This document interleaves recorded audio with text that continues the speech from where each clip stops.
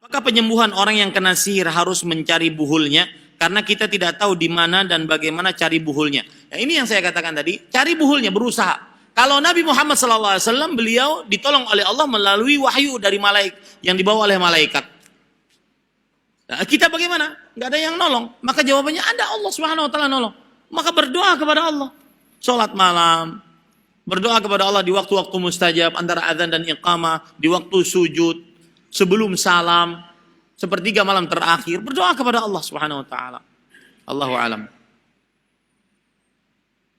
Bagaimana yang harus saya lakukan bila bertemu buhul-buhul yang diletakkan di bawah meja laboratorium sekolah?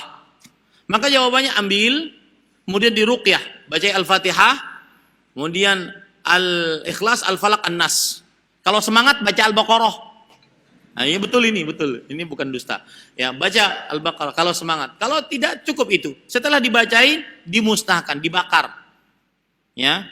Tapi setelah itu jangan abunya dimasukkan dalam gelas kemudian diminum, jangan. Sudah biarkan saja. Ya, sampai hancur.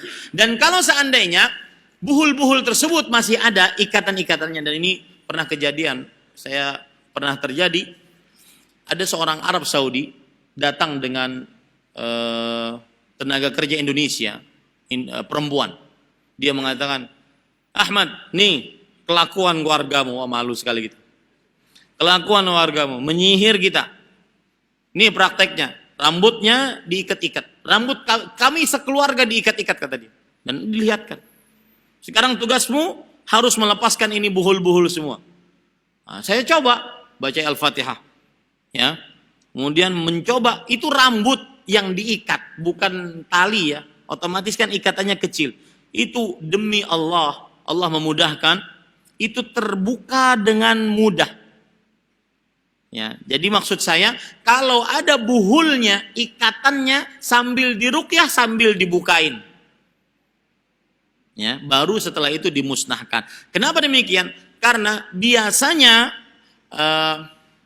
buhul yang tidak terbuka dan langsung dibakar setelah diruqyah, ini masih ada pengaruhnya. Kenapa? Karena masih ada ikatannya. Paham nggak maksud saya? Nah, kalau dibuka berarti ikatannya selesai, kemudian dimusnahkan. Allahu a'lam.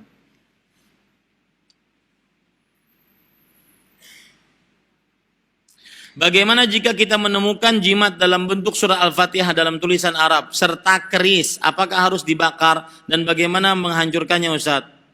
Tolong doakan keluarga saya, bapak ibu saya bersih dari perbuatan syirik kecil dan syirik besar dong. Cuma syirik kecil di sini.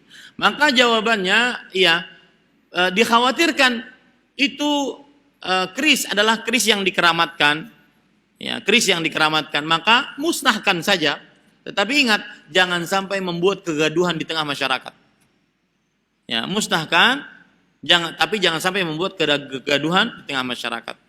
Misalkan itu keris disimpan oleh bapak, ente nyuri, kemudian setelah itu dimusnahkan di hadapannya, marah dia nanti.